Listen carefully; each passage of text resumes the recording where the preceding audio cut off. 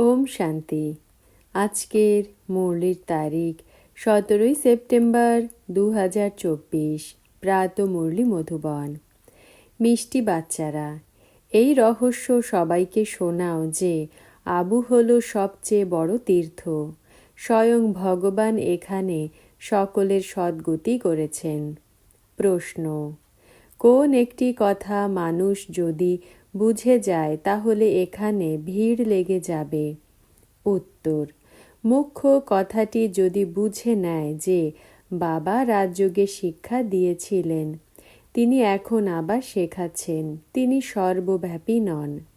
বাবা এই সময় আবুতে এসে বিশ্বে শান্তি স্থাপন করছেন। তারই জড় স্মৃতি চিহ্ন হল দিলওয়াড়া মন্দির। আদিদেব এখানে চৈতন্য অবস্থায় বসে আছেন। এটি হলো চৈতন্য দিলওয়াড়া মন্দির। এই কথা বুঝে নিলে আবুর মহিমা বেড়ে যাবে আর এখানে ভিড় লেগে যাবে। আবুর নাম খ্যাতি অর্জন করলে এখানে অনেকে আসবে। ধারণার জন্য মুখ্য সার। প্রথম পয়েন্ট: দেহি অভিমানী হওয়ার জন্য সম্পূর্ণ পুরুষার্থ করতে হবে এমন কখনো ভাববে না যে যা ভাগ্যে আছে হবে। সেন্সিবল হতে হবে। দ্বিতীয় পয়েন্ট: জ্ঞান শুনে সেই সব স্বরূপে আনতে হবে। স্মরণের শক্তি ধারণ করে অন্যদের সেবা করতে হবে।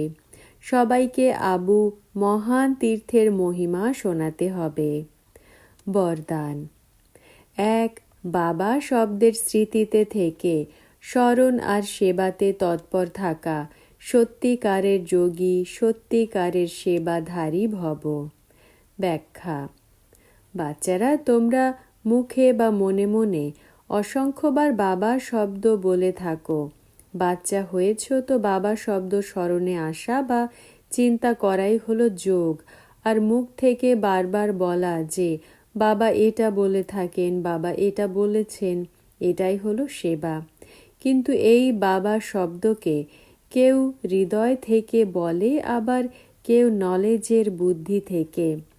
যারা হৃদয় থেকে বলে তাদের হৃদয়ে সদা প্রত্যক্ষ প্রাপ্তি, খুশি আর শক্তি প্রাপ্ত হয়। বুদ্ধি দিয়ে বলা আত্মাদের বাবা শব্দ বলার সময় খুশি হয়, কিন্তু সদাকালের জন্য নয়।